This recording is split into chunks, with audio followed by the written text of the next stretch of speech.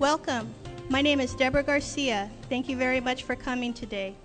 The LAC Career and Job Services Center is delighted to have you here today for our Career Information Panel on Navigating Career Change. Our goal is to provide you with important information that will assist you in managing your life changes during this economic downturn. We have 4 professionals scheduled to speak today. Unfortunately, our speaker, Ty Below, was unable to make it. He had a death in the family yesterday and had to go back to New Orleans. So my condolences are with him with that. Please hold your welcoming applause until I have introduced all of our guest speakers. Our first panelist is Dwayne Schaefer. Dwayne has worked in higher education for over 25 years. Currently, he is the department head for counseling at the liberal arts campus of Long Beach City College, which allows him to oversee the operations of career counseling services at both campuses and counseling services at the liberal arts campus. He is dedicated and committed to the mission of career counseling and understands the importance career counseling plays in the lives of our student population. Dwayne holds a master's degree in counseling with an emphasis in higher education and a career counseling certificate, both from Cal State University, Los Angeles. Our second panelist is Sheila Wiley. Unfortunately, she has been detained, and I hope that she'll be able to be here before our event is over. Sheila has worked in workforce development for over 10 years. Her resume includes working in human resources, youth job development, and now in her current role at jobbing.com as a community relations director. As a community relations director for Greater Los Angeles, largest local job board, she focuses on bringing fresh and relevant content to job seekers through community workshops, newsletters, workforce-related blogs, and videos. She also has extensive partnerships lists in her network, including working with chambers, professional associations, universities, community colleges, work source centers, and other partners that meet the needs in today's workforce. Sheila Wiley also has services on also serves on a variety of human resource boards, including NAAAHR-LA, PIHRA, and serves as a mentor for other young professionals. Sheila has been seen giving job seeker tips in the media, including Fox News and Good Day LA. Sheila Wiley is committed in helping build the community by providing resources that encompasses all aspects of employment. The next panelist will be Javier Villasenor. Javier is an entrepreneur and educational leader in the greater Long Beach area.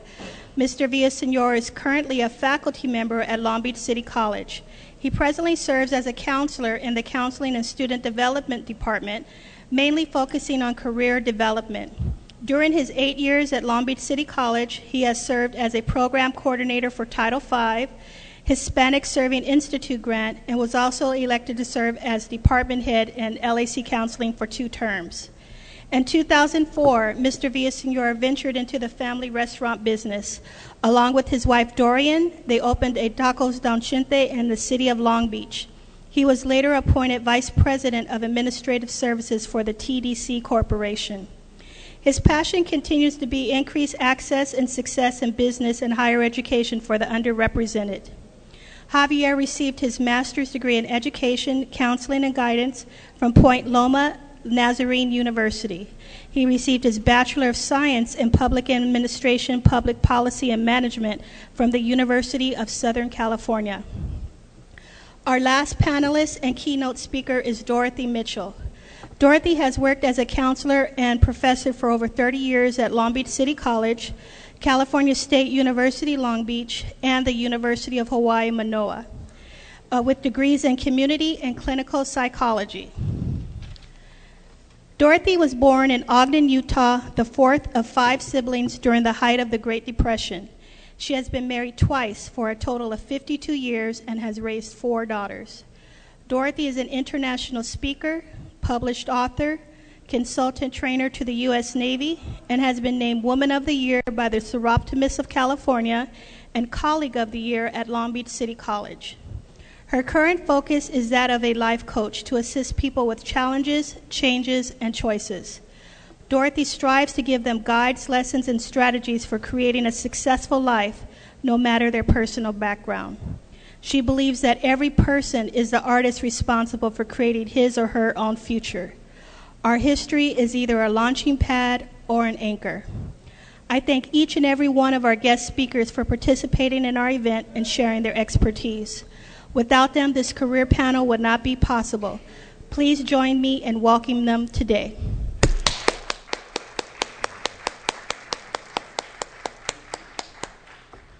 Without further ado, Mr. Dwayne Schaefer. Thank you, Debbie. Good morning. Oh, wait. I don't do presentations in morgues, so I know there's some live bodies out there. Good morning. I am glad to see those of you here, and hopefully you'll be able to take this message to those that are not here. As already, I'm Dwayne Schaefer. I'm going to talk to you today about the importance of knowing who you are.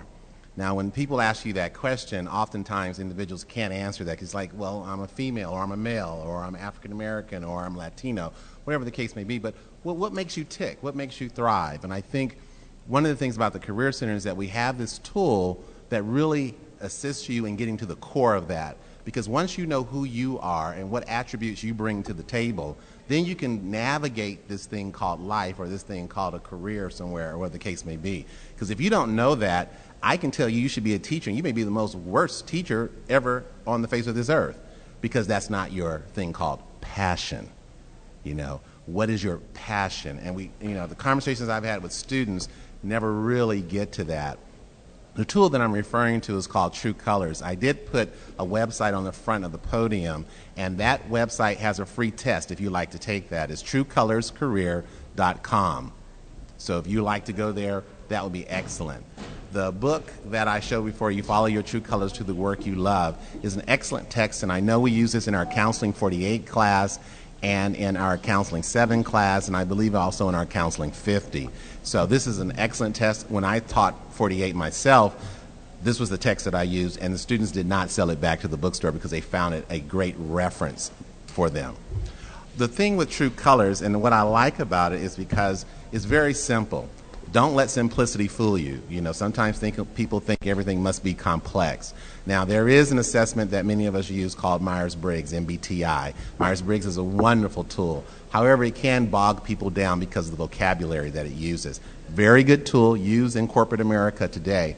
However, what we find here at LBCC and other schools, we want something that's simplistic that people can remember. And we're even finding out in high schools that students are remembering this now. Kind of jog back down the road and remember when you were in high school, the things you remembered were 1, 2, and 3, whatever they were. You didn't remember the things about yourself or what this means for me. But the thing about True Colors is that you have these 4 cards, and each card represents a different color. This is orange, and I'll tell you what that means. This is blue, green, and gold. Before I get started about expressing this information about these cards, please understand that no color is better than the other. Whatever is your primary color doesn't mean that it's better than the other 3 colors. Or whatever is your last color doesn't mean it's worse than the other 3 colors, okay? You ebb and flow through this color spectrum. The orange card speaks of a risk taker, an individual who likes adventure, fun, excitement, always pushing the edge of the envelope. Do anyone know anyone like that? No? Some of you nodding your heads, very good. But this individual is the individual who is creative, also an entrepreneur. We have one on the panel here, and he'll talk sooner, or later, I should say. The other color here is your blue, a compassionate, a person that's feeling, an individual who cares about others and making sure that everyone is included. This individual does not like chaos, wants to make sure that all things work together for the good. Green. Green is your analytical individual, the one that wants facts and figures in making decisions. These are the individuals who don't run things by gut or the seat of their pants. Every step that they take is really important to them, and it must fit the whole organization. Last but definitely not least is your gold. Your gold individual is the individual who likes structure in life. The person who lives with their day timer, always writing down all the details of what I need to do for the day, where I need to be, they arrive on time to everything. I don't care if the car breaks down, they will be on time. So we have these 4 different personalities, and even as I describe them to you, it's very easy to understand where do I fit in that without even taking the test. Because the thing is that when you wake up in the morning, you don't think about this. You just do it. My primary color is orange.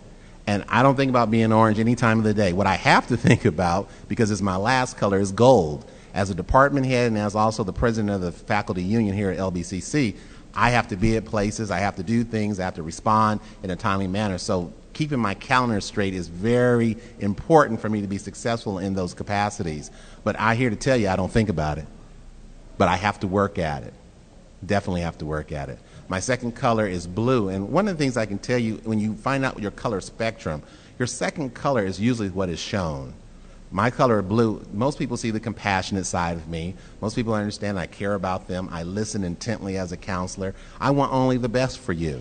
Now, if I lived in my orange, I'd probably say, I don't care what you're talking about. Get on and read the book and take care of business. That wouldn't be very good as a counselor, would it? It would? I shouldn't do that as a counselor, should I? I see some people nodding heads. I just want to contradict that. No, that is not good. So the color that you see most often taking place in people's life would be your secondary color. Again, as I said at the beginning of this, you ebb and you flow through this. Depending on life situations, it often changes. Sometimes you have a degree, you want to change it. You don't want to be in your primary color any longer. Maybe you don't find it being working for you.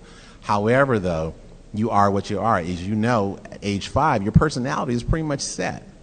You either add to it, your values kind of change a little bit, but it's pretty much set. But the thing that, again, I love about True Colors is the simplicity, and that you can walk away with valuable information for the rest of your life. Because not only is this good for a career situation, but it's also good in your relationship.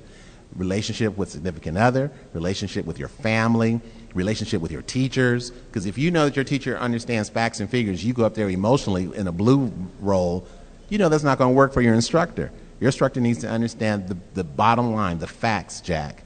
And if you can't not produce that, then you may not get the answer or get to the places you want to get to. So understanding yourself first, and then being able to apply this to other people in your life is very helpful.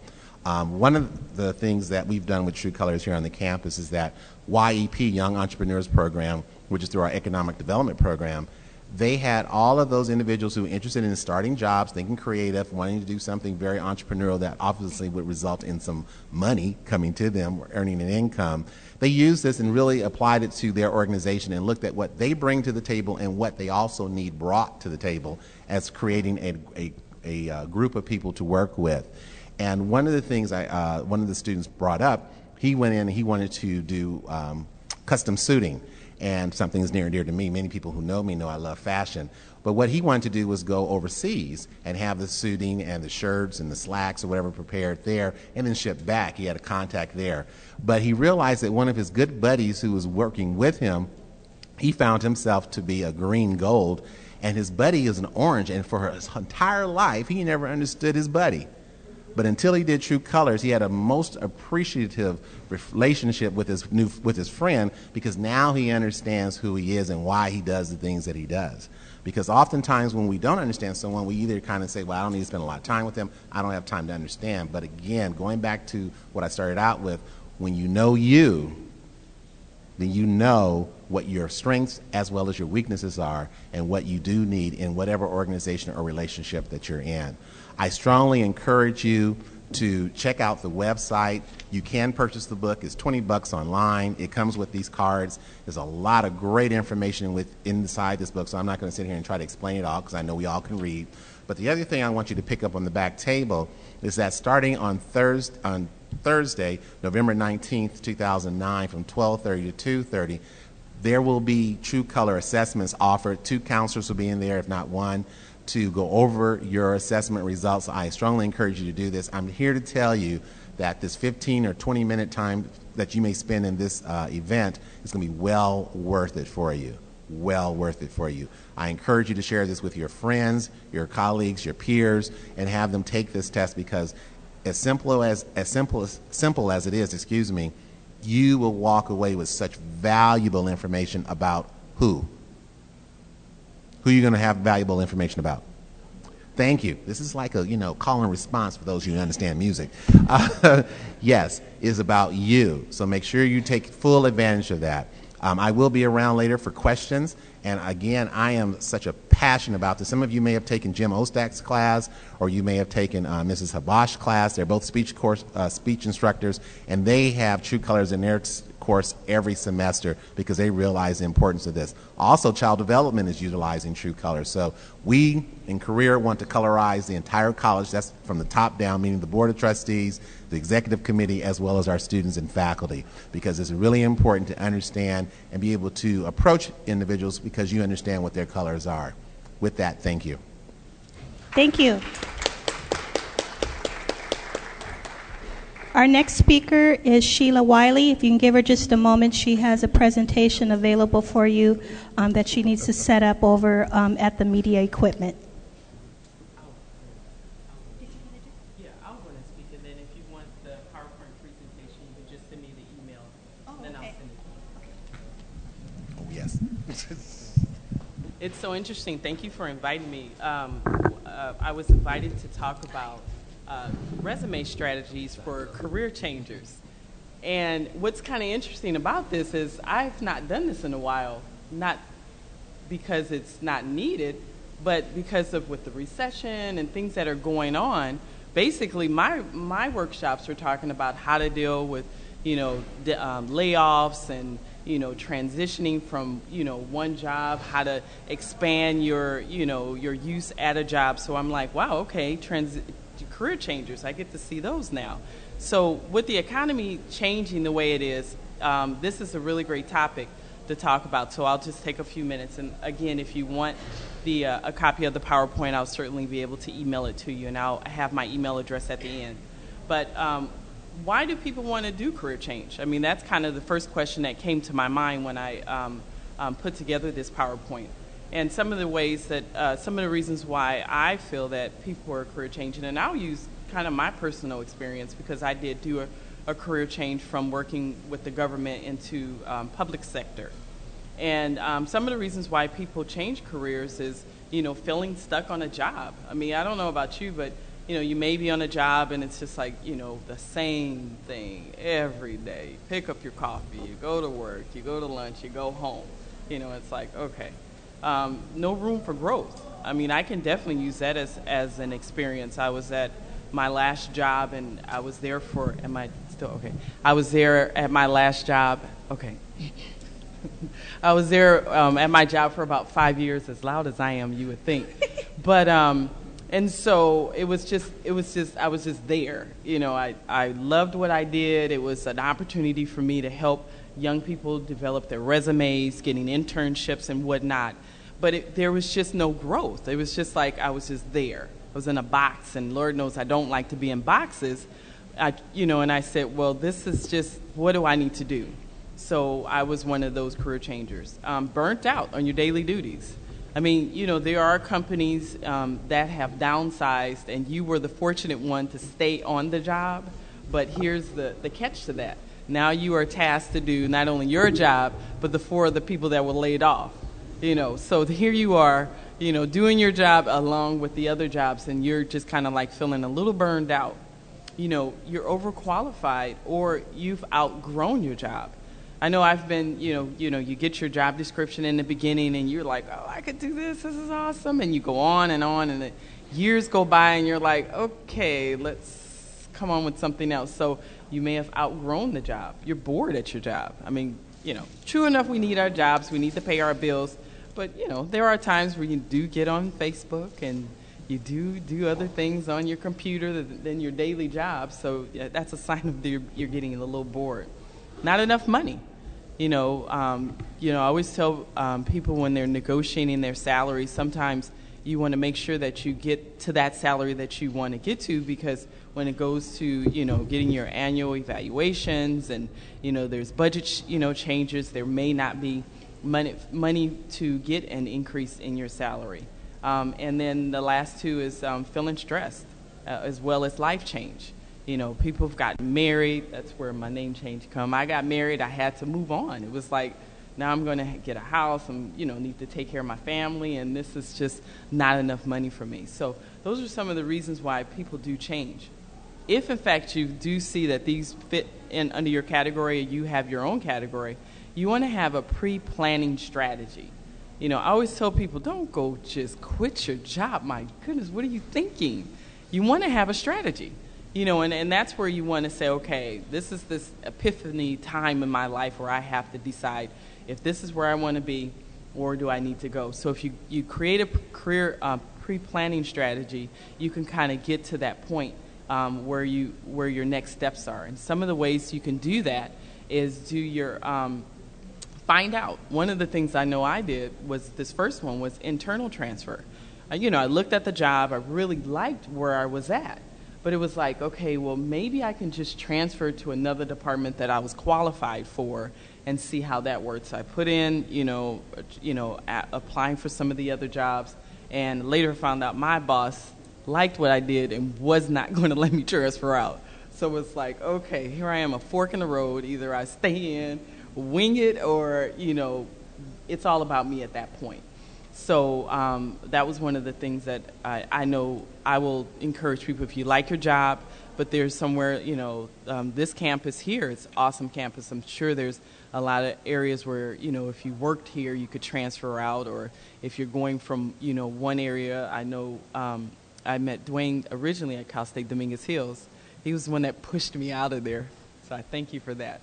But then he left. I was like, oh, my gosh. Once I graduated. And later, and then I later found out he was here. So that was a transfer, and it was a great transfer up. And, here you're doing wonderful things here. So there may be that opportunity to stay within your industry, but you want to transfer out. Taking inventory of your resume. That is so important to do. Because taking inventory with your resume, you need to find out, okay, if I'm going to transfer into another industry or, go to another department or company altogether, you need to inventory yourself, meaning your resume, to find out what is it that you have that is transferable into the career that you want to go into. So you don't just kind of jump out there and, then start looking for a job. Look at some of the things that you enjoy doing at that job, or, in your resume, some of the things that you really enjoy doing, and seeing how you could just kind of collaborate that together into transferring the job. One of the things that I will say with me was, I stayed in workforce development. So, I stayed into the, as a job developer, I worked in human resources, all of that kind of, tied into this job where I'm at right now. So that was taking inventory of my resume. Researching. I can't say enough about researching companies, finding out what's out there, finding out, the industry. I'm always here, I'm on NPR News, listening to what's the latest, what's going on. Companies are, coming in and companies are folding out. But what companies are out there, hiring in the industry that you're interested in? What is your passion, and who's out there hiring? You can do that through the internet. Your newspaper, of course, you can Google, but my all-time favorite is social network. LinkedIn is probably one of, I should get some stock in that, because I talk about that all the time. LinkedIn is actually how I found quite a few partners, companies. You can actually look for a job on LinkedIn, and that's LinkedIn, LinkedIn.com. Create your profile on the website, and then that way when it's sort of like your Facebook or your MySpaces for those MySpacers that are out there, but it's sort of like your Facebook, and you learn about the companies that are out there. Facebook, with our company, jobbing.com, we work with a lot of companies creating their Facebook. One of our big clients, he is a sports chalet. They have an actual Facebook account, so you can become, a fan of theirs. One of the things I will say is that in your transition, and what I mentioned earlier is a lot of times you don't want to wait and quit to go find a job. While you're working, you can start making that transition. A lot of times companies are looking, to wonder, well, why are you leaving the job, or what's going on, as opposed to, explaining how you got laid off or fired or whatnot. So, be active, proactive now, as opposed to reactive if, something's going on. But one of the things you do want to do is create a script, what we call our 30-second commercial pitch. When you start going out there and researching companies and finding out what's going on and networking with people, you want to make sure that you are specific to what you're asking for. This is not a time where you start complaining about the job and, why you don't like the job. I don't like my boss. You want to be proactive. You want to be strategic in making sure that the information that you are conveying to people, whether it's, through the internet or through volunteer, and we'll talk about that briefly a little later. But you want to make sure that you have that 30, who you are, some of your skills and what you're looking to get into. So that's like your 30-second pitch. I do a lot of networking. Oh, I can't. That's like a capital N. So I'm always out there and I'm talking to people and finding out what's going on. And I get to hear about what industries are people looking into. So when I get stuff across, my email, I'll be able to say, oh, right, I remember that person was looking for an IT job or whatever. So have your pitch. Be specific to what you want to get into. And don't forget to take time, and I mentioned, and stay focused and be positive. Revisiting your resume again, highlighting your skills and abilities, and making sure that matches your job search. Create that cover letter. I can't tell you how many people just think cover letter is like an option A, option B. It's not an option. That is your introduction. I always use my favorite example of when I go to the bookstore. I spend my weekends reading books in the bookstore. Go figure. But I like when I go to the bookstore, and I'll get either it's a novel or one of the self-improvement books or whatever. I always tend to go to the flap of the book first. That's your cover letter. That flap of the book will determine whether I'm going to buy the book or not, or whether it interests me. And with your cover letter, what a recruiter wants to see is, what is it that you're interested in? Why do you fit this qualification, and what are you giving me on your resume? I just saw a cover letter yesterday. I was at Traytech's job fair, and it was a lot of people there, and we pretty much have a service. So I pretty much provide that free resume, overview, and just kind of give tips on what, that's missing, and you'll be surprised what I come across. But there was a cover letter, and it was like a novel. I mean, the person just kind of went into their whole life and their hobbies, and I just looked at the person. I said, so what are you applying for? Oh, customer service. I didn't see that one bit on that cover letter.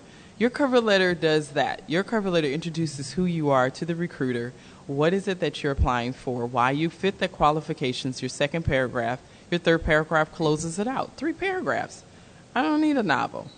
And then if you are transitioning, this is the perfect opportunity to talk about why you are going into this field, even though you have limited to no skills in this particular area. So you can talk about, I've had people who were, house moms, or who was in one industry and they wanted to go into nonprofit, or whatever it is. That's the perfect time to highlight your skills and abilities and how that ties into your qualifications and what that recruiter is going to look for on your resume. I always tell people that resume, your cover letter, just kind of can direct that person to see what they're looking for when they're looking at your resume. If you've gone back to school and this is, here it is. You're here in school. You're updating your skills. You've looked at your resume. You found that, hey, this Microsoft Word 2000, you want to update it to 2006, or XP. Google Docs is the hottest thing in now. It took me forever to figure that, from Outlook to Google Docs. And you want to just kind of update your skills. Make sure you include that into your resume, because you get your resume out and you leave that out. That's probably one of the most important things. You're letting the recruiter know not only are you passionate about what you're doing, but you're taking steps to making sure that you're qualified for it. So putting those additional skills on your resume, whether certificate, your volunteer work. I've seen so many times job seekers lack their volunteer work on their resume. That's part of your resume. You did work. Taking that time out to volunteer and learning that craft that you are interested in, you can include that into your resume, or if you had received an additional degree, you want to include that as well. Look at your resume to see if you need some updates and additional training that would qualify you for the job. One of the ways you can see if, in fact, you are interested in the job is, I would say, shadow some professionals. You got your 30-second pitch. You've contacted some employers. Employers may not necessarily be hiring right now, but you want to make sure that this is something you want to go into. One of the things that you don't want to do is start job hopping. Job hopping looks really, sketchy on your resume. It's like you're at one job for a year, 6 months, or whatever. You don't want to start job hopping. So being proactive by maybe shadowing some professionals to spend some time, an hour a day, or volunteering like I mentioned earlier, just to see if this is the career that you want to get into, if this is the change that you want to make. It makes a big difference in terms of where you're going to go. Looking at new ways to develop new skills while you're on the job. I know that's what I did. I took on tasks that wasn't even part of my job because I wanted to learn that skill. So if you're on the job and you want to learn that new skill, take on. Say, hey, I want to be part of this committee. I know, the campuses have some great volunteer opportunities. Get on that committee, learn about that job, and you can include that in your resume. And read as much as you can about that industry. You want to know what is it, what's going on, what's the forecast. We talk about green jobs. We talk about the different logistic type jobs. You want to find out what is it that is actually, why is it so hot? Why is this the industry I want to go into? Someone had asked me, what are the top jobs in the industry? If it's not your passion, it wouldn't matter if it's a top job. Nursing is the hottest thing going, right? To be an RN nurse or going into the different fields, but I can't stand blood, more or less, taking somebody's pulse. So what would I look like being out there being a nurse, making good money, but I hate my job and I'm back to square one? So picking out the growing industry, but making sure that fits who you are is just as important as anything else. In closing, is this a good time to change career? There's never a good time. I mean, it's just a matter of what you want to do. Finding an opportunity is not going to fall from the sky. It's believing in yourself and taking that risk. When I took this job 3 years ago, it was a big risk. I didn't know anything about the company. I happened to be volunteering as a resume reviewer at the job fair that they were having, and I just kind of had that feeling. I'm one of those people that have that intuition. I had the feeling I really did enjoy what they were doing. I was like, I had that, as we say, the jobbing juice. If you don't know about jobbing, you can get the fever, as they say. And so I talked to people and I got both sides of the, spectrum. It's a .com, you're taking a big risk, and I just jumped. I just kind of just closed my eyes and jumped. I do not regret it. I'll tell people I'll fight you for my job in a minute. I really enjoy it because it combined, and I really saw the vision of the long-term goal. It combined all the things that I've done in HR, job development, internship, workforce development into one. And I couldn't ask for a better job, but it was taking that risk. And sometimes you just really, you can't, there's not that perfect moment to say this is the job. Sometimes you just have to take that risk. And don't just sit on it. Make sure it fits for you, and be creative and definitely create a plan. So thank you very much. Thank you, Sheila.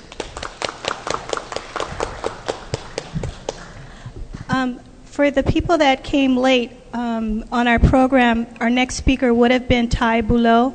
Unfortunately, he's had a death in the family and had to fly back to New Orleans yesterday. So unfortunately, he will not be here to speak today. We will move on with our next speaker, Mr. Javier Villaseñor. Thank you. Good morning. Good afternoon. I want to do something real quick. If I can have everybody, we're going to take a little quick minute break. Stand up. Everybody stand up. No, we're just going to stand up. Now, I want you to look to your right and look to your left and behind you and forward, and I want you to introduce yourself, and please with your name and major and or interest.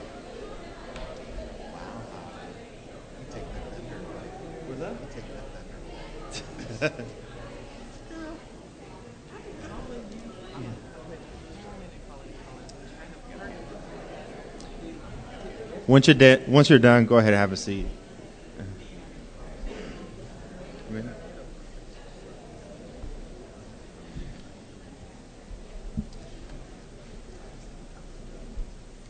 If you didn't know, you just met someone else, one or two people that you didn't know before.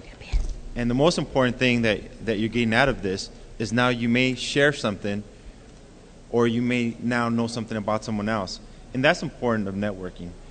Today I'm here to tell you about what is important of networking. But before I get started, I want to just go back to what Mr. Dwayne Schaefer kind of said about True Colors. And for me, I'm orange-green, for those of you guys that know, and I also conducted True Colors workshops. It's important to know what your passion is and who you are before you even begin networking or before you even begin doing your resumes. Because if you don't understand who you are and why you're doing something, it really is not going to mean anything. One of the things I go over with my students a lot is about these myths. What are some of the myths that are out there? Or what are some of the things your friends tell you about going to a passion or career or hobby? And they'll tell you, don't ever go into a hobby that you really enjoy, because once you start working it, you're really going to hate it. Have you guys ever heard that? Don't ever do that. Why dispel that? And I tell them, you know what? Yes, it's true, but let me dispel why it's true. No one ever tells you why. And one of the reasons I always tell them is because what your hobbies are and what your passions are may be two different things. So I came up with my own theory. Anybody know who Michael Jordan is? A little bit. Michael Jordan, greatest basketball ever to play in the NBA, right? We might have Laker fans in this panel, but now, one of the things about Michael Jordan, do you guys know what his first passion was? Baseball, exactly. So what did Michael Jordan? He conquered basketball. I mean, he was making hoops upside down every which way you can, right? After winning 3 championships, what did he do? We'll go play baseball. What happens when he played baseball? He was in the minors, probably because he was Michael Jordan, but not well enough. His physique, his talent wasn't baseball. It was basketball. What happened when he went back to basketball? Won 3 more NBA championships. And that's one of the things that we talk to our students. What you may love and what you're good at may be two different things. And I'll preface again, try the True Colors. And this is before you even start resume writing, before you start making a decision. Find out who you truly are. Because then you can come out and start doing networking. Because what does networking do? Why don't people do networking? You guys ever? Lack of confidence. They don't know. It's a lack of confidence. What do I say? What do I do? These are some of the things. So that's kind of one of the things I just wanted to preface those things, and I wanted to introduce that. On the second slide, it's one of the things I really found interesting is did you guys know that not even between 25 to 35% of the jobs that are out there are advertised? So you're looking at about over 65% of the jobs are not advertised. 2 out of 10 people get their jobs through Napster or Monster or Jobster or any kind of obsters that are out there. You will get 8 more people that will get them through someone they know, and that's just the reality. It's who you know is going to help you also succeed and also get other connections or maybe other trails. As an entrepreneur, as someone who's in the restaurateur business, you definitely want and you start to rely on your business colleagues, on your networks. Why? Because you don't know what you're getting into. You want to know. You want someone who's very efficient, effective, and hardworking. And how do you find that out? You can have the sharpest resume, because that's what we're here to teach you, to have the sharpest cover letter, to have the sharpest resume. We even do mock interviews, get you through that. But still, as an employer, as a business person, as a director, what ends up happening? You still don't have the right fit. So references become important. Networking becomes important. Those are some of the things that we have to start, and students have to start keeping in mind, especially in today's market. People think, yes, we are in a recession and there's no jobs. You're wrong. People are always hiring. Every day they're hiring, but we just don't know about them. Next slide. Why networking works? I think the first thing is we talked about a little bit is it provides confidence and credibility. You're able to start talking to people. People get to know who you are. You built a relationship. And speaking of relationships, that's one of the things I tell my students. Networking is a word that gets thrown a lot, and it's very impersonable. What I like to tell my students is build a relationship with people. It's not about just grabbing someone's card.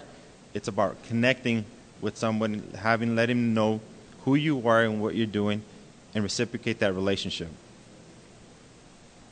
Second thing is, people really do want to help.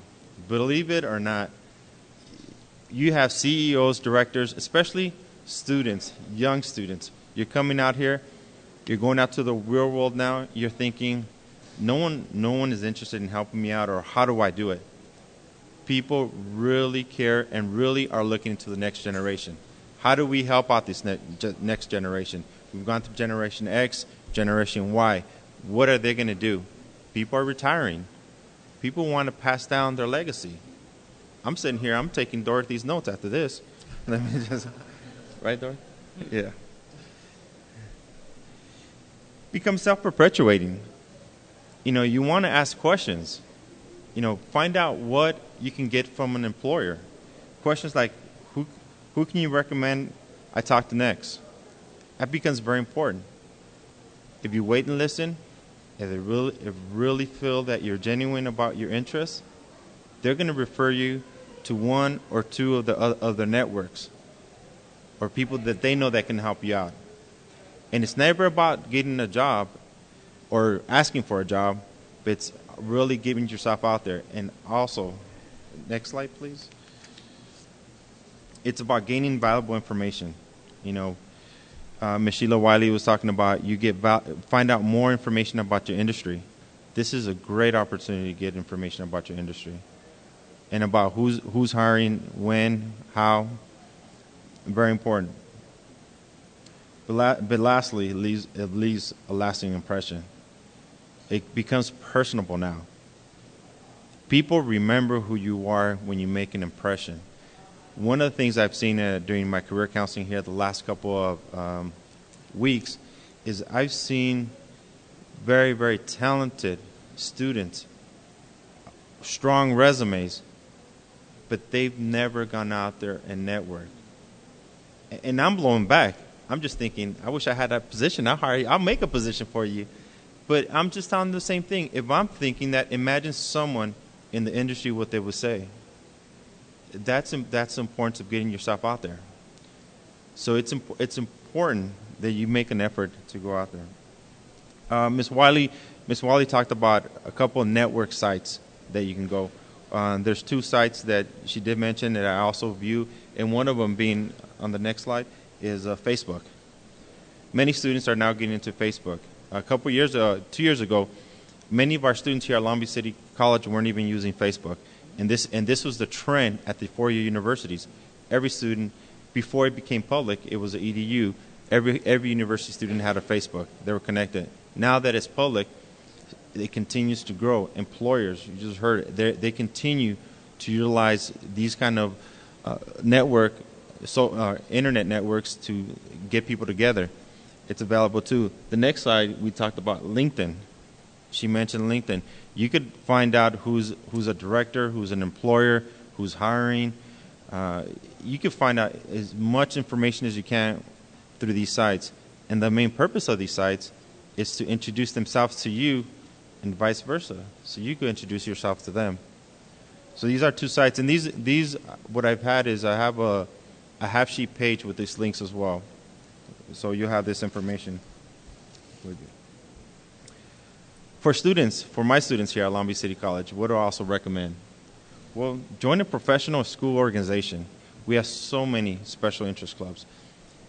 If you look at this place, one of the scariest things as a student is you look right behind you, and if you look upstairs, go ahead and look right behind. You guys want to look upstairs? Upstairs, those are students. Well, that second floor, that's the associate student body floor. Many students are afraid to walk up there because it looks like it's an executive CEO is up there sitting down watching us what we're doing over here, right? It's not. It's actually, it's your floor as a student. They have so much information out there. They have special interest groups, student body, government, social clubs. get involved. It's another form of networking or building relationships with not only your colleagues but your professors. You would be amazed if you introduce yourself to your professor with your interest of how much knowledge and information they can share with you. It is very, very impressive. Please get involved in that. Volunteer. Very important to volunteer. A lot, especially in the professional and as a student, the way you're going to get yourself out there is to volunteer through these organizations. Put that extra work. Not everything is about monetary. It's about giving back to the community, giving back to society, and within that, we're hoping that it be reciprocated as well. Find a mentor. Again, we're going back down to people want to give back. People have tons of information, huge amount of information that they're just dying to pass it down to somebody. Find a mentor of your passion or your interest and work with them. Conduct a professional interview or informational interview, which is the second one. And for those informational interviews, how many people have ever conducted informational interviews, professional interview? You find out so much information out there from your employer, not only from the employer, but the actual industry. What I get from most of my students is, what do I ask? How do I ask? Right? That's kind of like, that's the main barrier, is how am I going to ask this information? On the next slide, I provided some links for you. Slide. Not my next slide, Dorothy. The next slide. There's one of the, it's a Quint's Career or quintscareer.com informational interviewing. This website, if you guys go into this website, it has how to send an email, how to phone somebody to ask for a professional informational interview, how to follow up, what questions, over 200 suggested questions that you can provide. It's a really good site for you guys to come in and just visit. It gives you all the essentials. And this is the how. You guys will be able to have the how. In closing, what I want to say is just the don'ts. Don't wait until you need something from somebody else. You just introduce yourself to someone, follow up. You want to make sure you follow up is very important. But more importantly, you want to make sure you give them the thanks. Send them a thank you. So after everything that's been said and done, just follow up and give them a thank you. Don't wait until it's a necessary thing. Be proactive about it. One of the things I always tell my students is be positive. Regardless of how the recession is or how down you are, there's always help, there's always hope, and there's always yourself. And with that said, I'm going to leave it to another professional, one of my colleagues, that's going to talk about life in itself. So again, remember, it all starts with what Mr. Schaefer said before you even do your resume, is know who you are. But really treat people with respect, and hopefully it'll be reciprocated. Thank you very much. Thank you, Javier. Just a reminder before we move on to our keynote speaker, the websites that Javier mentioned to you are available on that back table that's very colorfully arranged. It's a half sheet, so you can pick that up. A reminder, at the end of the event, remember to fill out your evaluation form so that we can improve for next year. And there's other handouts available for you also on that back table. And now our keynote speaker, Dorothy Mitchell.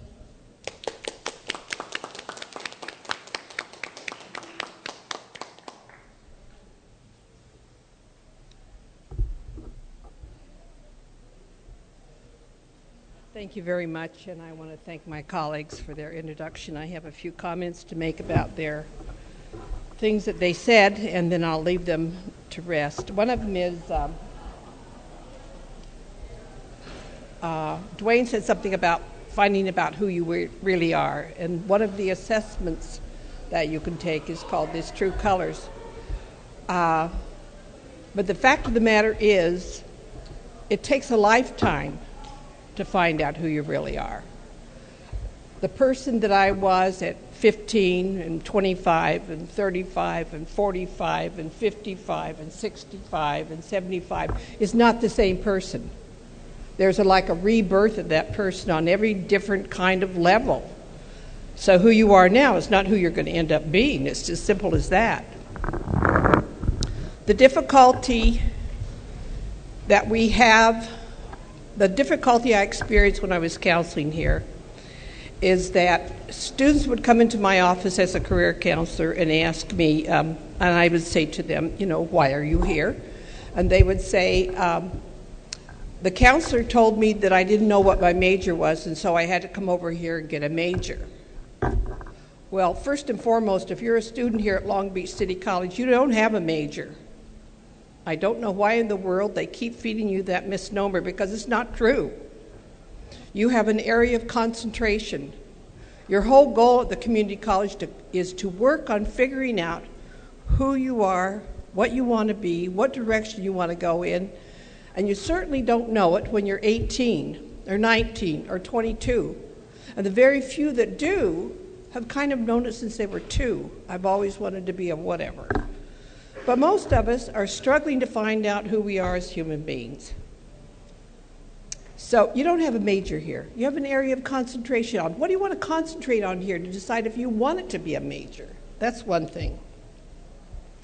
Another thing is our second speaker was talking about you have to ask questions. Well, I don't know if you have this problem, but in my classroom when I was a student here, I didn't ask very many questions. It isn't because I didn't have them. It's because I didn't want to show my ignorance. I didn't want all the other students to know that I didn't know that information. And so asking questions is a talent that can be nurtured so that you can inquire and learn from other people's experiences. And Javi was talking about informational interviews. And he asked you for who has ever done an informational interview. And there was only a few hands go up as far as I could see. But the fact is, if you've ever dated anybody, you've done informational interviews. I mean, you find out about things by getting those questions answered. So, I know a lot. I'm a very wise older woman. And I have 2 gifts for you before you leave, so don't let me get through without telling you that. We are in a pivot period in our society, so if you don't know exactly what's going on in our world, neither does anyone else. We're in a pivot period. The first pivot period was the Crusades. That's the first time that people started to get information about other places in the world. And when those crusaders went out there and found spices and they found silks out of their hovels in England, they began to get all kinds of information, and that changed the world as we knew it at that time. The second pivot period was the printing press. It was the first time that anyone could own a book. Prior to that, people only had those wonderful, beautiful handmade books that the monks made. And you and I would not be able to own a book. But now we can have a book, and we started to get information. The third pivot period was now the microchip. And now the explosion is just so huge that it is impossible to keep up. If you bought a computer yesterday, it's out of date tomorrow. So there is an enormous change going on. So if you don't know exactly what you want to be when you grow up, you're in exactly the right spot. I'm 75 years of age, and I don't know what I want to be when I grow up. I have been many, many things, and I didn't know it at the time when I was a student here at Long Beach City College. My career search started when I was a child. And what I've discovered after 40 years of career counseling and teaching is that your life is your career. Your life. Doing your life is your career. And what you want to do is to find a place to serve where you can be well paid. But your life is your career. Being physically, intellectually, emotionally, fiscally, and intellectually and spiritually healthy as you can be is full-time work. Full-time work. If you happen to be a parent and you're trying to do your life and trying to guide your children, you realize that that's a multifaceted career. So when I was a little tiny girl, a really little tiny girl, I was born into a really sick family. We now know it as a dysfunctional family. I had a father who was a very abusive alcoholic, and I had a mother who was passive aggressive. And when I was a little girl, my mother was pregnant for the 4th time with me, and she was very unhappy. She did everything she could to possibly get rid of that baby inside of her, because it was a depression, and my mother did not want another child. She couldn't afford it. She hadn't paid for the other 3. But I hung on. October 3rd, 1934, I was born to my mother at home alone. No one knew she was pregnant. She was short and she was fat. So no one even knew if she'd just gained more weight or Laura was pregnant. When they came home from school and from work, they saw a new baby. My mother told me when I was 3 she was the only child she never wanted. And she told me because she was so happy. She was so happy I was there because I was that good little kid that every family has. Whatever my mother said, I jumped to it and did it. So she wanted me to know she was glad I was there. But what did I hear? I heard I wasn't wanted. So I made my first career decision. I would be better than the other kids, and then she would keep me. I would be better than the other kids. So with that first decision, I decided to do more than I was asked. When my mother would say, do the dishes, I did the dishes and wiped down the counters. When my mother would say, tidy the front room, I'd tidy the front room, and then I'd put in some flowers. So I always did a little bit more than I was asked. That was a career decision, do more than asked. And then, when I was a little girl, I started really helping around the household, and I learned a whole lot of tasks. And then I got to be a babysitter. And when I was a babysitter, I found out that if you leave the house tidy and you put away the toys and you clean up the kitchen, they often give you a little tip. So I did more than I was asked. And then I found out if you tidied the house and got the kids safely in bed, and then you did the ladies' ironing, she paid you extra. So I did more than I was asked, and I made more money. And that was another thing to learn about myself, is that if you do more than asked and you do more than you expected, good things will happen to you. So that was a career decision. And then what happened was that when I was a young girl, my mother's brother called her and said, could one of the kids please come to Washington, D.C., my older sister, Laura Lee, or myself, come to Washington, D.C., and help us out, because Eleanor has broken her leg, and she wants somebody to help her with the children, because she can't do it. And my mother said I could go, because I was the best worker. I had done more than was asked, and she knew I was the best worker, and I knew I was the best worker, and my sister never ever said a word. I didn't find out until 22 years later that my sister didn't get to go because she was pregnant by my father. He had molested us since we were children.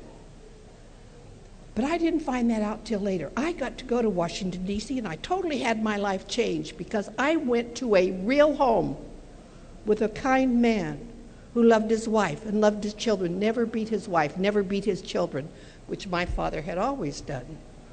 So I found out there was a world that I knew nothing about. When you grow up, you think your family and their values and the way you live your life is the real world. And it is so much bigger. But you don't know that because it all looks like it's a movie. But if you've ever lived in that kind of situation, you realize that there's something different and available to me. Don't make your decisions too soon.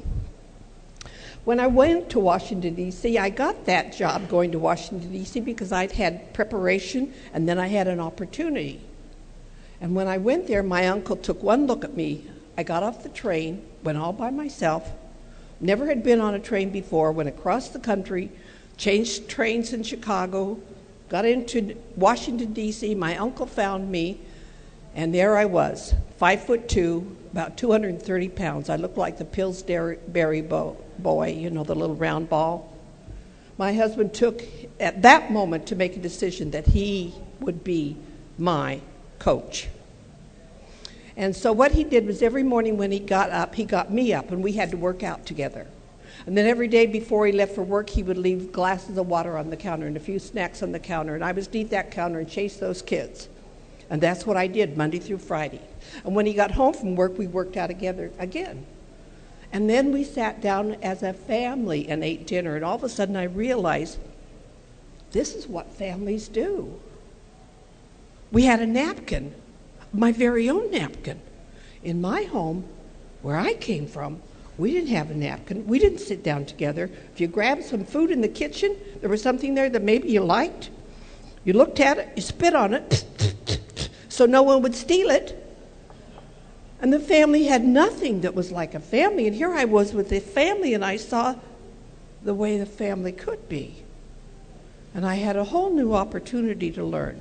I had another career decision to make. Life is different from what I know.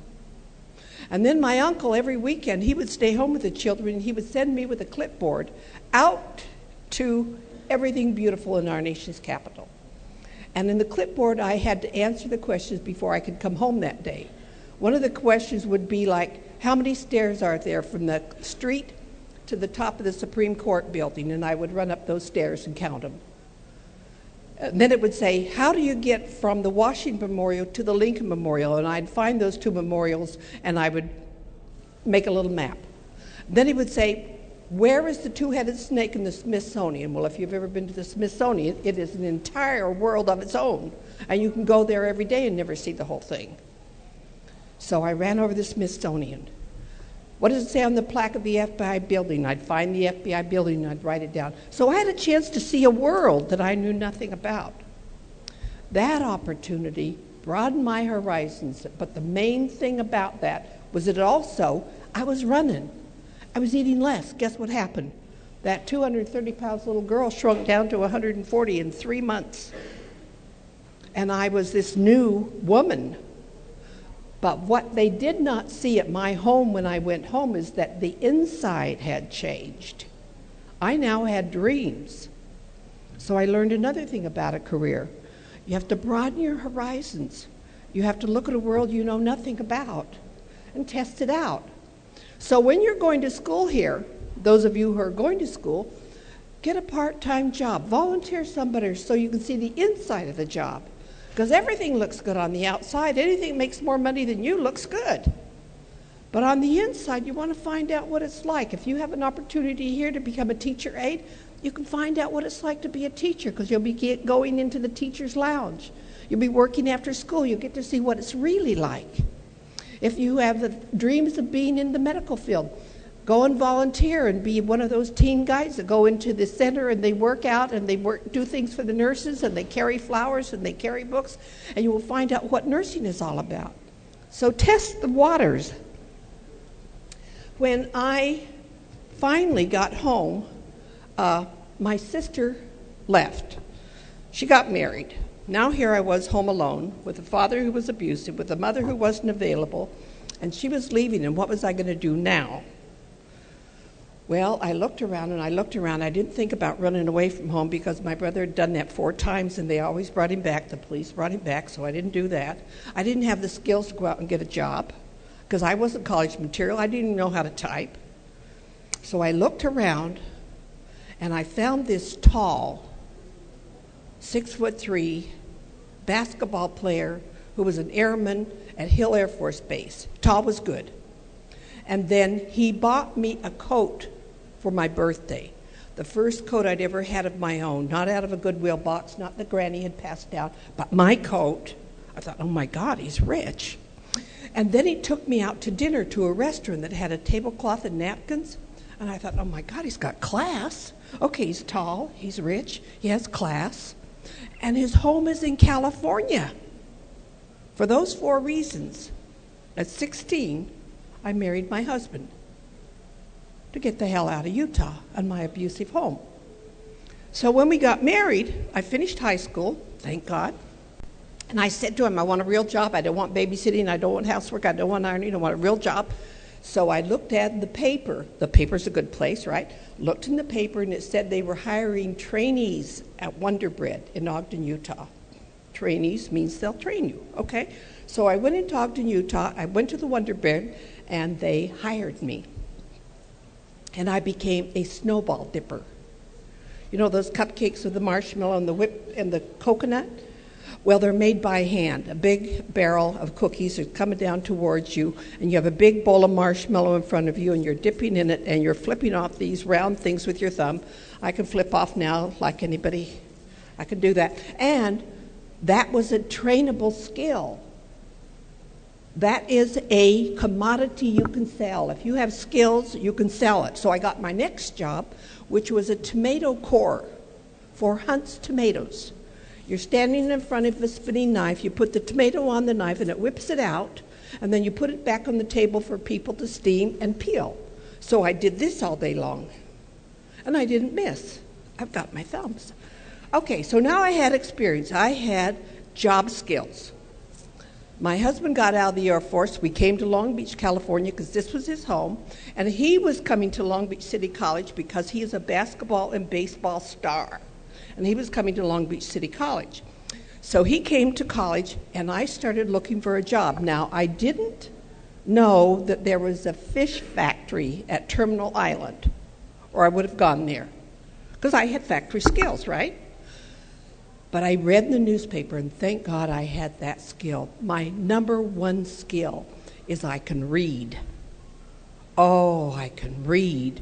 And I read in the newspaper they were looking for a PBX person and a cashier person at a yardage store down on Pine Avenue in Long Beach.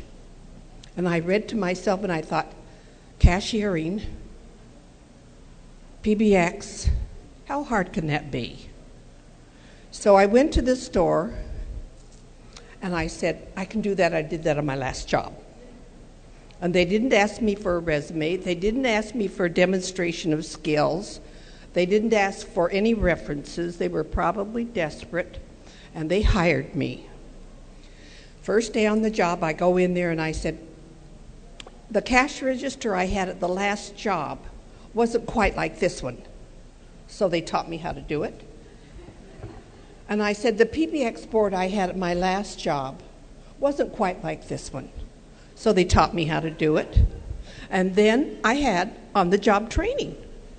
Now, they didn't have it at that time, but I had it. So in about 10 days, I wasn't making any errors, and I was just going along doing a really great job. And about 3 months later, I realized I hadn't had a period. Well, I was a fairly bright 16-year-old. I could have been pregnant. We had been doing it a lot. And I was pregnant.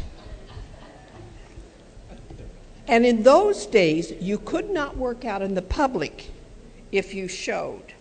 That was the term. If you show, they're going to fire you. So I could see the end of my little job right there, you know. So I didn't show as long as I could. I wore little loose dresses and things that wouldn't show. And then finally I knew it was getting that time that I was going to show. So I said to my young husband, student here at Long Beach City College, if you buy me a sewing machine, it's $5 down and $5 a month. I can make the baby's clothes, and I can make my maternity clothes, and I can make all our Christmas presents because I can buy all the fabric before I quit here because I get 10% discount. So he bought me the sewing machine, $5 down, $5 a month. He never asked me if I could sew. I had no clue. But I had the gift of reading. And when you buy a sewing machine, they give you a book. When you buy a pattern, they give you directions. So that is just like going to college. If you just buy the book, read the book, and do the directions, you can graduate college. This is not scientific work here. This is just doing all the steps. This is part of your career training. If you can't do college, you can't do a career. How are you doing your career right now, which is going to school? Your job requirements right now are being a student. How are you doing your job? Do you have great pride in being a student? Are you a scholar student? Or are you one of those kids that goes in there and warms the chair with your butt, filling in the box? Because how you do this is how you'll do everything. Why do you think employers like to look at your high school, college records? And some of them do. Because they want to see how tenacious you are, how persistent you are, how committed you are. The best thing about going to college is you learn how to learn. You don't necessarily learn your career. A lot of people I have counseled at this college come back because they've gone all the way through college to do this wonderful career they wanted to do, only to find out, I hate this. I hate it. And then they come back and want to renegotiate or re-navigate or redirect their career. And I promise you right now, it's never too late. It's never too late. You can change anytime you want. Your career, your life is in your control. If you do work that you hate, you are dying every day. Every day. So you want to, I forget which one of the three, probably all of them said that doing that work that you love, the work that you have a passion for, you never work a day in your life. I was here for 30 years. I never worked a day in my life. I loved every minute of it. I loved it so much that when I retired, I still teach my class. I love it. I don't do it for the money. I do it because I love the joy of seeing the light go on in somebody's head when they finally got it, when they got that concept. My life is career. My life is working on me. That is my career. But finding a place to serve, oh my God, what a wonderful life you can have. Wonderful life you have. When I was at home sewing, I said to my young husband here at Long Beach City College, one night after I fixed dinner, one night after I had the house clean, one night after the little girls, all three of them now, we had three little girls, they were bathed and they were clean and they all smelled good. I said to him, could I please go to college? That was a big career decision. Could I please go to college? Here I am with three little kids, a husband who takes a lot of care, and I'm asking, could I please go to college? And he was very quiet. And then he said, yes, if you don't let it interfere with your real work, which I, of course, knew. I was a wife. I was a mother. You know, I had a job. And so I started at Long Beach City College. And I don't know how you felt on the first day that you came on campus and you finally got into a class, which means if you ever got into your first class at this college, you are college material. Because that thing can throw you off target so quick. All the little loopholes that you can fall into just getting into a class, getting your class.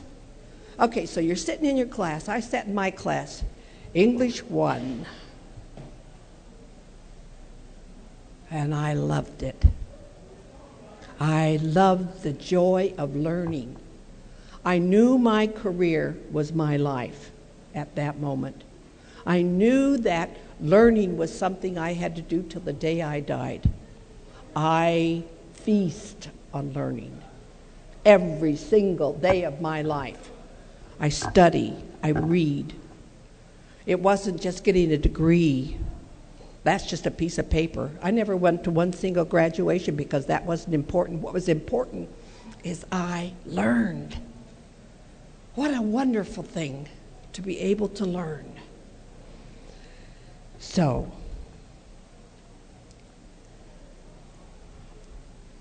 when he said yes, started my life in a whole new direction.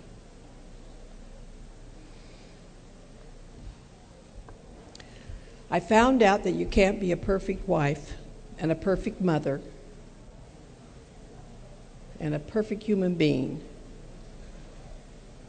on the 24 hours a day that God gives you. How was I going to be a perfect student?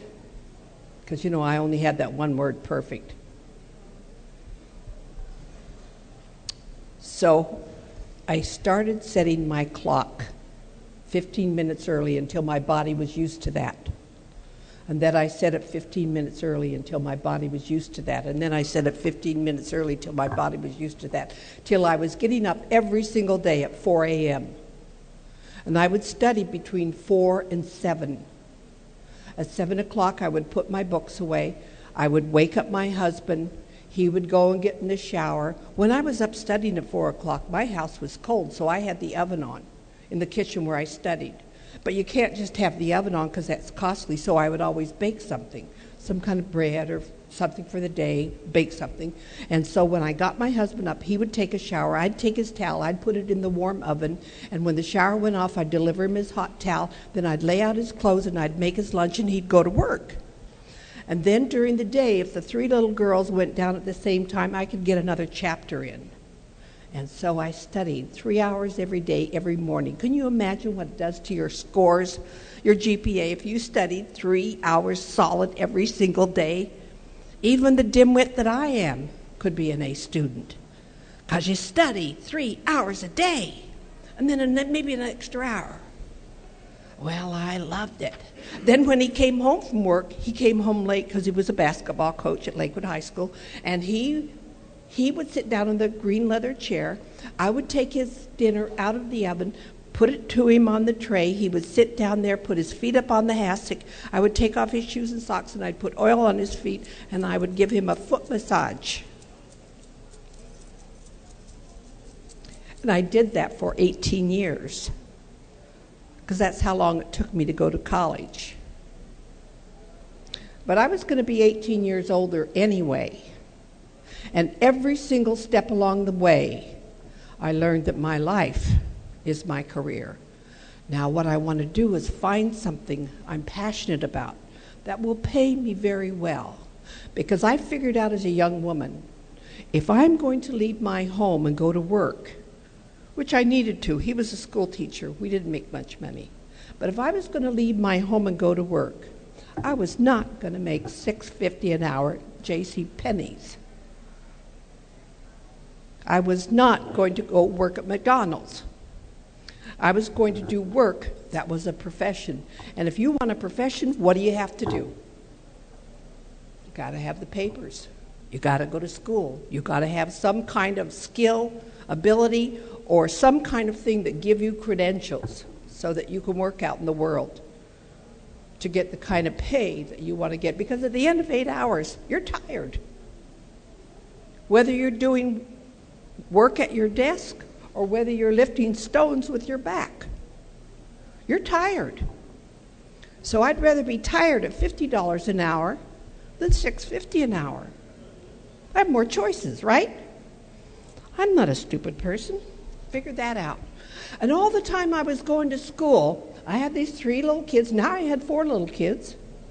I had all this stuff going on, but my kids saw me study. And when I was taking biology at this school, they had field trips. And I would drag my little kids along on the field trips, and they would learn what a geode was and what the flora and the fauna was. When I was in history of California with Dr. Ada Stone at this college, who was the fiercest teacher we had, and I would go out in San Bernardino Valley because I was doing a report on the vineyards of the San Bernardino Valley. I drug my little kids. When I got my kids in the car to go anywhere, they got a stack of cards, 3x5 cards, question on one side, answer on the other. They would ask me the questions, I would give them the answer. They would give me the answer, and I would give me the question. So I was learning in little chunks, which is the way you're supposed to learn, right? Little chunks. So I was studying, and my kids were hearing it. When I was in one of my classes, I asked if I could bring my fetal pig home to my house and keep it in my fridge. And the teacher let me. You know, you don't ask, you don't get. So I'm carving up pig on the kitchen table. My kids are watching me dragging, all this stuff out. You have to draw pictures up. Well, my kids saw that learning is the way to go. My oldest daughter is a doctor. She's the person who just completed the first book on domestic violence for all the universities in the world. It's called Intimate Partner Violence by Dr. Connie Mitchell. She had a dream, and she followed it because she wanted to find a way to serve. Now she's working on domestic violence and early maternity, and she's working for the state of California in the health department. My second daughter is a doctor. She's the head of English as a second language at Miami-Dade Community College. She was so thrilled with doing her work, but her passion, the thing that they talked about, her passion was animals. So after she had her doctorate, she went back to her local community college and got an AS degree in animal science. And on weekends, she works for a vet. She said, "Mom, the only mistake I've made is I didn't become a vet." She said, "I thought it'd take too long." She said, "I didn't at that time realize I might live a long time." Students used to say to me, "Well, I'd like to be an X, but it takes a long time." And I would always say to them, "Well, how long are you going to live?" Follow your dream. Follow your dream. Your life is your career. So Connie's a doctor. Christy's a doctor. Carol was my number 3 daughter.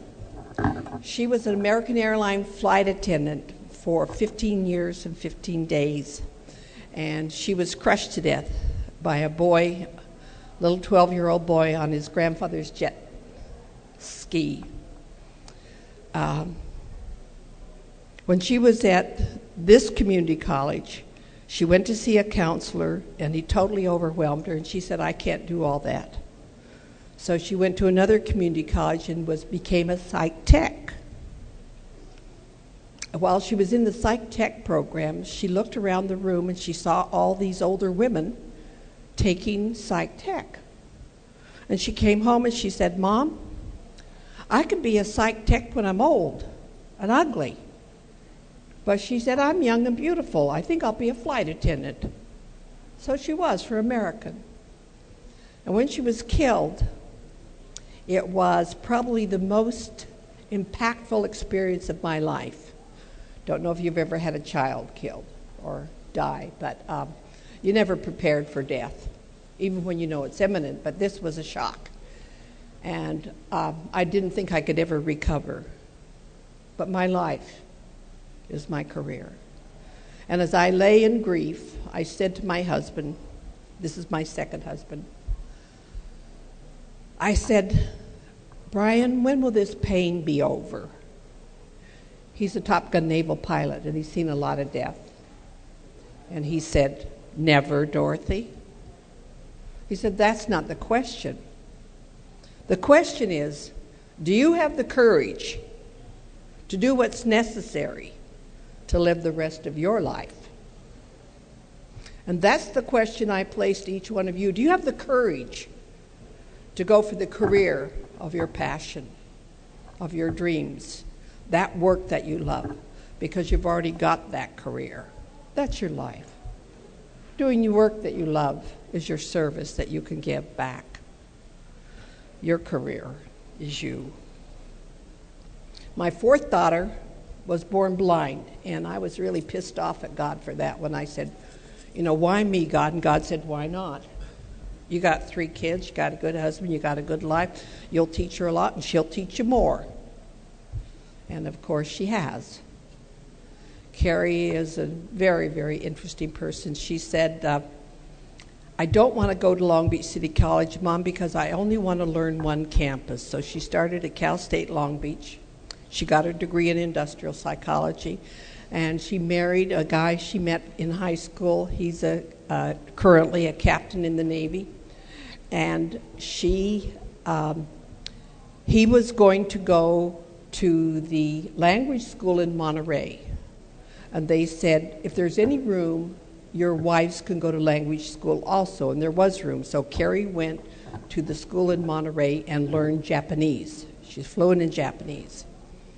Now, when she went to Japan, the admiral from Japan sent his aide over to find out if Carrie would be a problem for the Navy since she was blind. Because, they don't let blind people out of the house in Japan. I don't know if you know that, but they keep them at home. And in fact, I don't know if you know this or not, but in Japan, some of the people are purposefully blinded so they can become masseuses. Well, so Carrie goes to Japan. She speaks fluent Japanese, and they seat her between the two admirals, the American admiral's wife, the Japanese admiral's wife, at all the events. And Carrie ends up teaching at the Japanese Defense Academy in Yokosuka. So she's leaving now Japan. She's going to go to another foreign country, Mississippi. And in Mississippi, she goes there and she calls the people that are supposed to help handicapped people with work. And they said, "Ma'am, you already got 3 more credentials than we got, and I am the head of this department. The only place we put blind people is in the broom factory." And Carrie said, "I don't think you can help me." So she found her own job. When they left Mississippi and went to Washington, D.C., she sent these fabulous resumes. And every job wanted to have an interview. Every job wanted to have an interview. Every time she went in for the interview with her guide dog, suddenly the job wasn't just right. So Carrie called me every day. "Nobody wants to have a blind person. They won't even give me a chance." And I said, "Carrie, something better coming, honey. Something better coming. Some other way to serve is coming." So she got an opportunity to take the training with AARP to be a phone representative. Well, now a blind person could do that, right? So she goes there and she has a Braille card for her computer that allows her computer to speak to her. But her card wouldn't work.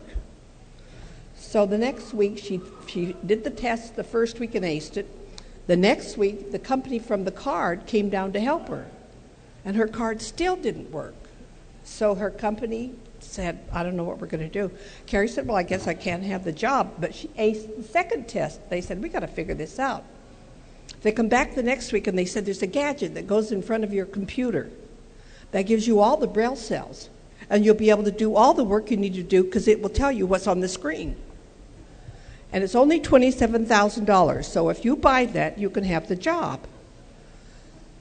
Carrie called me. She said, "Mom, if I thought this was a job of a lifetime, I'd ask you to buy it." And I would have. Somehow I would have. But she said, "I don't know that." So she went back to work, and she said to her bosses, "I can't afford that, and I'm not going to go into debt for it." And they said, "Well, wait a minute, Carrie. Let us figure this out." 4 days later, they come back and they said, "We'll buy it for you." She said, what if I don't like this job and want to quit?" They said, "You can take it with you." That was 7 years ago. She's now the head of communication between AARP and Congress. She now makes $90,000 a year from a person whose first job was 17. There is nothing that's impossible. The focus must be your life. You will find a way to serve. But your career is your life. Your career is your life. I've learned a lot of lessons in life. The major lesson I've learned was from Carol's death. And every experience that I've had that has some end of tragedy to it has been a great gift to my life. I didn't feel it at the time.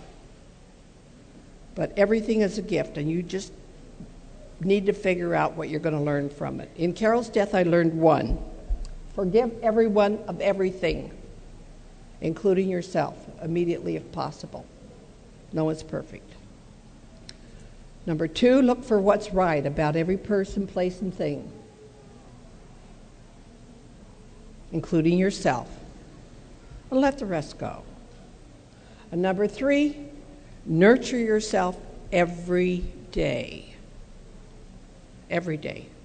Do not wait for your birthday or Christmas. This day is the only one you really have. You can plan for tomorrow. You can plan for the future. But you got no guarantees. So this day, are you doing what you really love doing?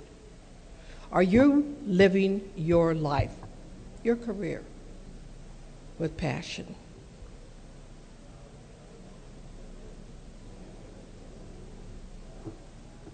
The most important gift you can give yourself for your career and for your work where you will serve is your health. Your number one priority is your health. Without it, you can do nothing. So work on your health every single day. Your emotions need to be nurtured. Nurture yourself on a regular basis. Don't wait for someone to acknowledge. Those of you who are here and who work at this college, they always give you one of those free calendars. Many of you who are students here have calendars you carry with you. Every day, write one thing you did today that was to improve the quality of your life, and one thing you did today to improve the quality of someone else's life. It's important to nourish yourself and to nourish others. 3, your intellect has no boundaries. You can continue to grow until you take your last breath.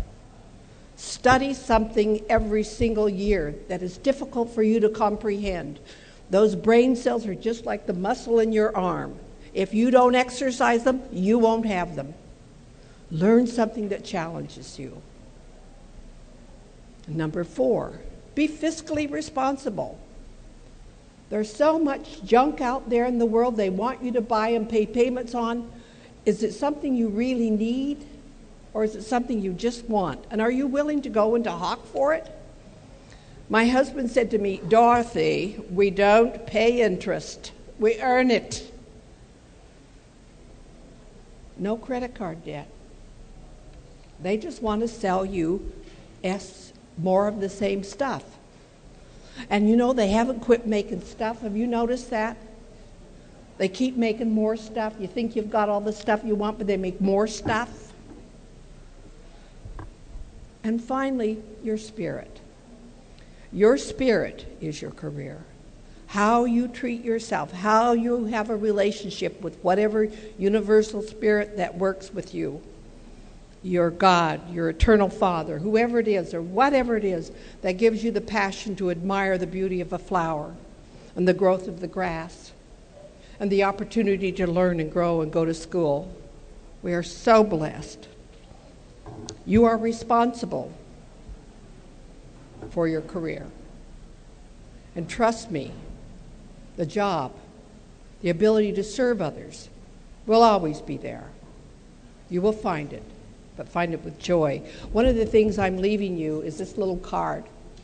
It says, you are looking at the face of the person who is responsible for your happiness. Take a couple, put them on your mirror. Remind yourself every morning. I tell my students this on a regular basis. If you ain't happy, look in the mirror. My case, if I ain't happy, I look in the mirror because that bitch is making my choices. And I have another little gift from you, one of my favorite authors, Albert Schweitzer. He said, I do not know what your destiny will be, but this I do know. The only ones among you who will be truly happy are those who will have sought for and found a way to serve. May you find service and live your career. Thank you.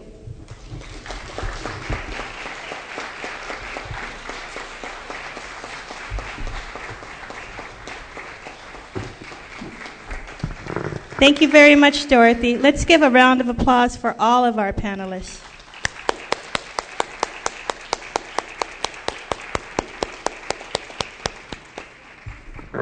At this time, we begin our question and answer session.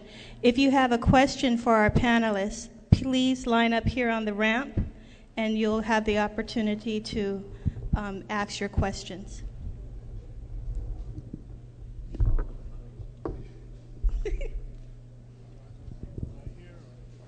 Oh, you got the cordless one? Thank you, Larry. Hello, hi everyone. My name is Robert. I want to thank you guys for coming out here and spreading your knowledge and your wisdom, and it's greatly appreciated to all four of you. My question at the moment is for Sheila, probably for any of you guys who care to answer. I am an introvert as an individual, speak of knowing yourself, and I know that a major flaw in my career game is to network. And I don't get a lot of energy from people, so it's kind of hard for me to reach out to network. What type of mentality should I have, or what should I do to break myself out of that to build my networking skills? Oh, okay. I'm actually an introvert. Believe it or not. If I had to go in front of someone and, like kind of presenting on things that I'm aware of, I'm fine with. But part of my job is I have to do like cold calling. I'm like, oh my gosh, you actually want me to call a stranger? So one of the things that I know that I do is I find people that know people. Either my friends or my colleagues or someone on Facebook or LinkedIn that I can say I can connect with. I say, oh, hey, I'm trying to get connected with the women's in construction, just as an example. The president, is probably going to totally intimidate me, but I know someone who's either on the board or I know someone who's attended the meeting. I try and find out who I can connect with to introduce me. Then from there, I'm home free. So that's kind of what I do. Now, that doesn't always work out. And, when that happens, I just kind of I kind of psych myself out. It's like, okay, it's just, another opportunity for me to talk to someone. What's the worst thing that they can say is no. I may fumble, I may get started, but, I try and find someone that knows that person. In your career transition, you may know someone that's familiar with that particular area. Start talking to them, and then from there, it just kind of snowballs. And before you know it, what they say, 6 degrees between separation, it never fails. I didn't believe that. But I end up finding someone that knows someone that knows someone that I want to meet eventually. So I believe it or not, I'm just like, if I have to talk to someone cold turkey, I'd rather draw blood. So that's just my suggestion. I also want to add that one of the things for introverts, it's preparation. I think it helps out a lot of introverts. And also the misperception that because you're introvert, you're antisocial. Right. That's not even the case. I think one of the most social people I do know, they're introverts. But introvert being where your energy's at that moment. And so, that's great advice, Sheila. I would say preparation. Go to your sanctuary as an introvert where you get your energy from, where your high level energy, and where you're going to be at your best is going to be when you're reading a book, listening to music, taking a walk. Preparation, then go to the network. But before you even go there, I would also say is, visit some of our sites and have, Sheila talked about that 30-second pitch. Be prepared because conversations will come up from there. But again, as an introvert, it will be all preparation. Know your questions, psych yourself out. Take a walk, play some basketball, something, then go out there, and believe it or not, you will be the social being. Dorothy also made a comment about, you're dating, you get to know someone, you're interviewing, you're figuring out whether or not you want to go on the next date with them. So it's asking questions. I mean, I know that sounds very simple, but it is asking questions. And if you're talking to someone who has the information that you need, you really view them as the information source. So even though you can't have the book, talking to someone who can give you some great detail in what the environment is, just ask, and believe it or not, they'll carry the conversation for you because, people like talking about themselves. Sheila likes to talk a lot. But anyway, that's something you might want to think about is just, as Javi already said, being prepared, understanding what you need to know. And I was even thinking, go to Toastmasters and do some of that work as well because that kind of helps break that whole thing of being able to present. And they help you. It's in a nurturing environment. So it's not like you're, unless you want to take a speech class, there's Jim O and there's some others over in the speech area. But being able to be out front because you have your stature. Even though I'm an extrovert, as you probably can tell, when I went to high school, my English instructor told me the best thing you have going for you, Dwayne, is your mouth. Go into the speech class, learn how to utilize that, and you'll go far. And I'm here to tell you, my mouth has taken me a long way. But I also had to listen, too. So it wasn't just me running off, but understanding that speech and being able to be out in public and talk to people, oh, my God, that is just astounding that people have a bunch of nerves with that. I don't. I'll get up all the time and talk to people, you know. So I strongly encourage you to do all those things that have been shared with you, but also take it a little bit further. As Dorothy says, educate you. Your life is your career. And if that's the piece that's getting in the way, then let's work on getting that out of the way. I have something to say on this. I think one of the best things you could possibly do is to start identifying what are the benefits of being an introvert. I mean, there are great benefits in being an introvert, and you start identifying them. One of the things I have found is that introverts are superb listeners, and there is nothing more than the extrovert who loves to talk, who loves an introvert who's willing to listen. So I think probably a good starting place could be helpful would be to find out what are the strengths of being an introvert. I happen to be married to a very introvert husband, and it is wonderful to see how he can be comfortable in his own life. He's at ease wherever he is because his world is him. And he can listen to anybody. He can add if they ask information, but he never dominates. You have that ability. Identify the strength of being an introvert. You don't have, you know, there is no magic about being an extrovert. There's a really good magic about being an introvert. You make fabulous counselors. You're willing to listen.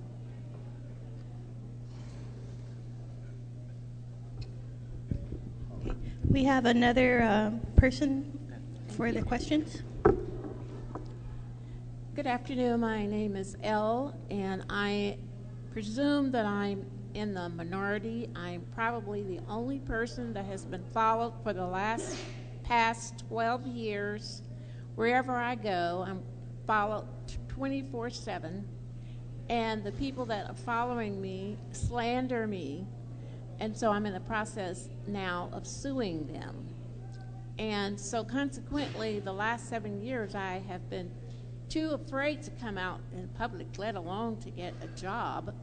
So this year, through God's grace, I am enrolled at Long Beach City College. And I want to know specifically how I can use those very, very painful 12 years in my career and make that count. In other words, to use that experience and not be used by that experience.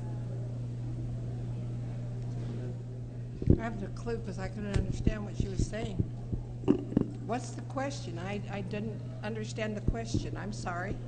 Okay. During the past 12 years, I have been followed, stalked, harassed, have my phone calls listened to. And as a consequence, I've spent quite a bit of time at home hiding out. So I want to find out in an interview situation in terms of attempting to navigate my career, how can I use that experience? In other words, I have been traumatized, I've been hospitalized, and now I'm just in a situation where I can actually sue the people that have caused me such pain. So I want to know how, in terms of what to think, how I can use that experience rather than to be used by that experience. I don't think it's a question that I, as a pretty knowledgeable person, could answer, because I don't see this as the time for you to be interviewing and seeking a job. I think this is time for you to be working on wholeness. If you're a student here at this college, every time you're in the classroom, you have an opportunity to mingle with people who are gentle and kind, and you can learn how to be in the real world, because the world you have been in sounds like a horrible place to be. I don't see that as a useful experience to use out in the world of work, unless you want to go and, I don't know, work in a prison or something, because that's a horrible way to have to spend the last 12 years.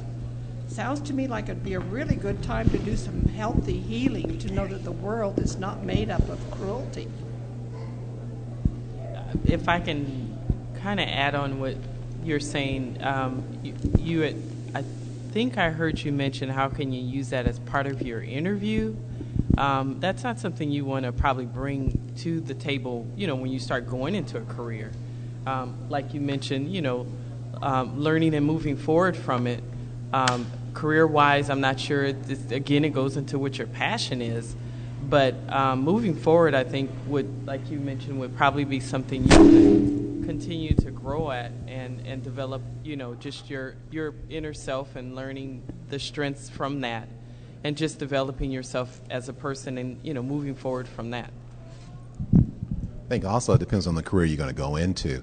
If you're going to go into some realm of helping profession, perhaps helping those who have experienced what you've experienced and know what steps to take, because sometimes it's not a book to go to. Sometimes people can't afford an attorney. Maybe they have a paralegal.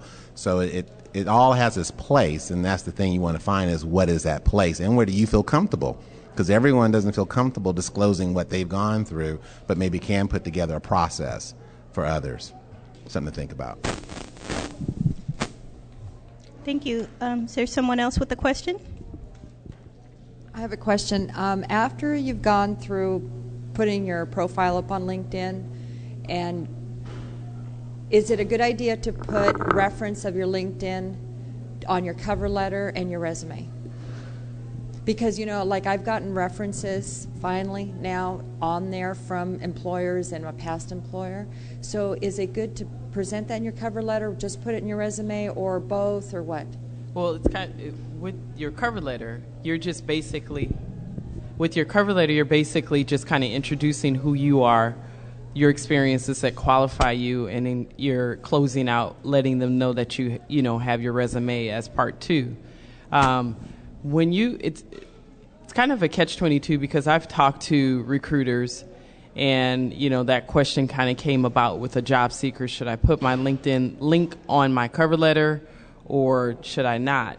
And believe it or not, recruiters, when they are looking and making that decision, they're actually going to do some research on you, and they're going to they may even pull up your information. So it's kind of like social networking is new to the sense where it's not legal in the sense where if they don't, if they look at your, like your LinkedIn or Facebook or whatever, they can't make a decision whether they can't hire or not. But what's important to note is that whatever social network that you do choose to provide that information, make sure that you want them to see it. Because as I've talked to students on the younger side, they have their Facebook and they got their pictures, their beer in their hand and the thumbs up.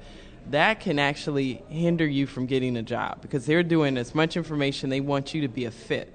So to add it onto your resume, it's not really determine if it's a yes or a no.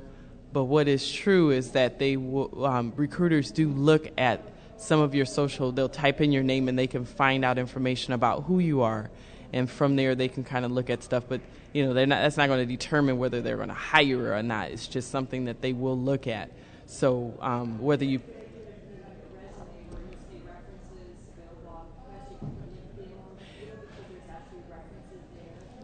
if you have some good references, and I know you're going to chime in, then I would say the same thing because with LinkedIn, the references have to be approved.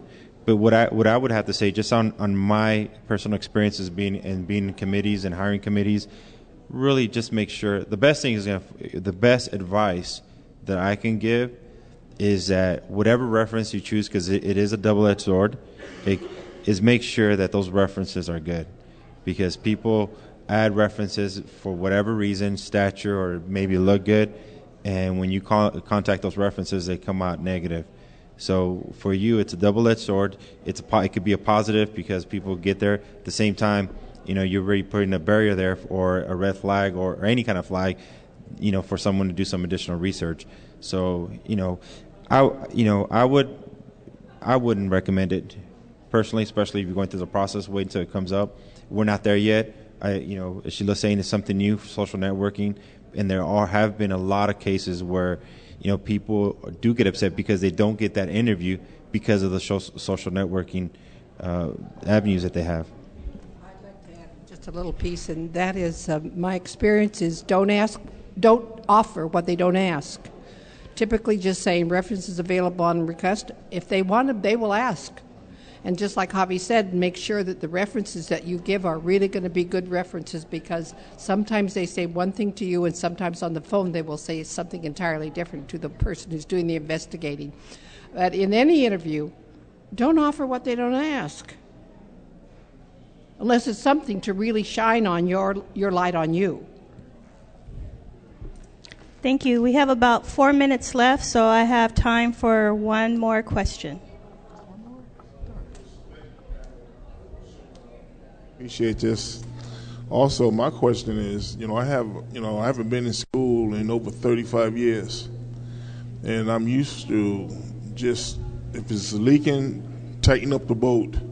It's pretty basic. Put a new gasket in. How do you stay focused when you've been out of the system of learning for 35 years?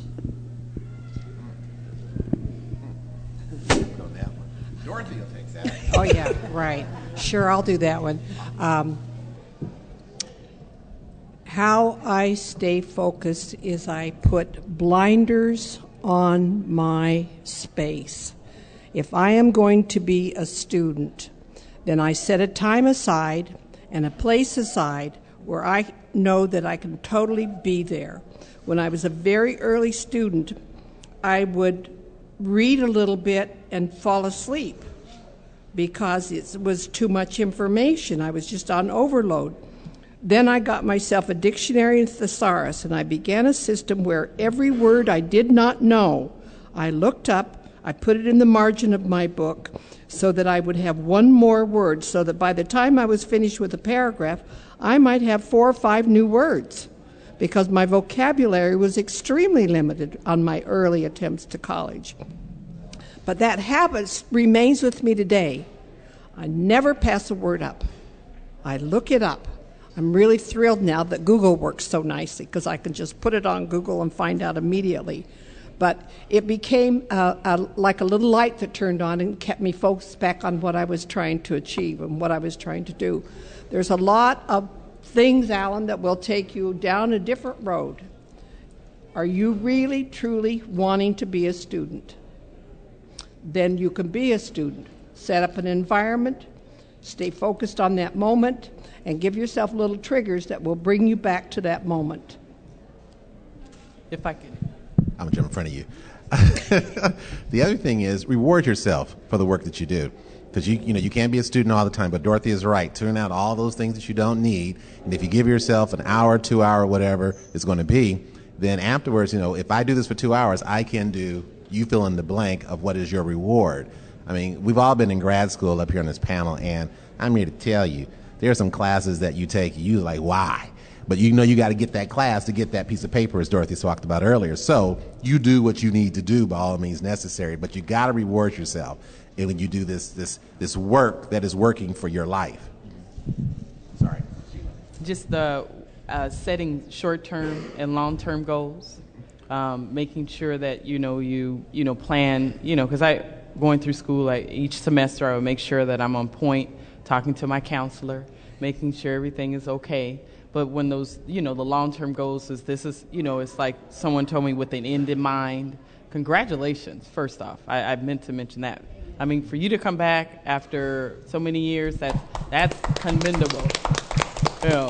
So setting those short-term and long-term goals. I remember when I started at El Camino College, I took some, and I don't know if you guys have those personal development classes, how to test taking, reading. Okay, I love those classes. They're short-term classes. They kind of get you just kind of on point on what's going on, and then checking in with your counselor. I mean, Ken Keys over at El Camino, he was fabulous. He just kind of, I just kind of say, hey, I don't know what I'm doing, what's happening. Staying with, being involved with your teachers, letting them know if you're, going through, some chapters that you're not familiar with. Surrounding yourself with students who are like-minded like you, getting involved. I think you mentioned, Dorothy, or you mentioned the networking, getting involved with some of the organizations, student organizations Yeah. Oh yeah, I think that kind of helped me kind of get out of the not wanting to talk in front, taking those type of classes. But short term, long term goals, those personal development classes, getting involved with some of the student groups that you have on campus, and I definitely reward. There's not a month I don't get a Godiva piece of chocolate. Mm-hmm. Just, and I'm not in school anymore. That's just because I want to, So getting, doing some of those things, it helped me a lot in school. The only thing I could add to that is that, and I tell this to my students, is goes back to our first presenter, what Dwayne said, is know who you are. And why is that important? And to your question is because knowing who you are, then you learn about what learning style you have. And learning style is very important because greens learn different. If you're, and we're talking about true colors. If you're green, you need data, you need more information. If you're orange, you're probably a little bit more practical. If you're an extrovert, you need to hear yourself out. If you're introvert, you need to process information. So just understanding who you are as a person and how you learn would help you in those classes. And then we have here at Long Beach City College, we have a Counseling 49 class that would teach you techniques, in the Counseling 48 class. Those are the techniques that would teach you. I would definitely highly recommend the True Colors because it helps you not only individually, it helps you search careers, but more importantly in classroom, for your question, it really identifies how the teacher's learning style is and how your learning style is, and it'll help you enhance your experience here. Thank you very much. That concludes our career panel. I would like for everyone to fill out your evaluation form and turn it in at the check-in desk so that we can improve our services for next year. And also a reminder, at the colorful table behind you, we have handouts if you did not get a chance to pick those up. And a final reminder, we have our True Colors workshop available November 19th, which is a Thursday from 12:30 to 2:30. I would love for all of you to attend. Okay. And Dwayne has also said that he's willing to stay around here, and if you have any questions or would like to speak to him individually. Thank you very much for your attendance.